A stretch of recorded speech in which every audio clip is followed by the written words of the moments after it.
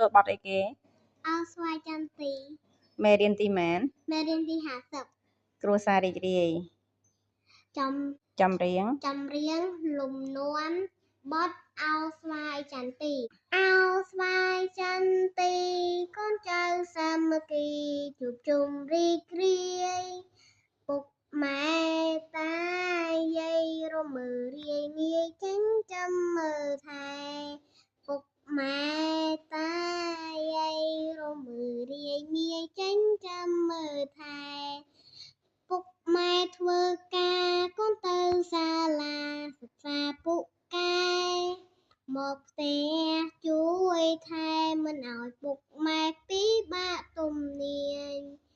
មកផ្ទះជួយថែមិនឲ្យពុកម៉ែពិបាកទំនាញទំនេរការងារប្រឡប់ជុំគ្នាស្ដាប់តានិទានយាយប្រដៅព្រានចៅខំរៀនគ្រួសាររីងរាយមកផ្ទះ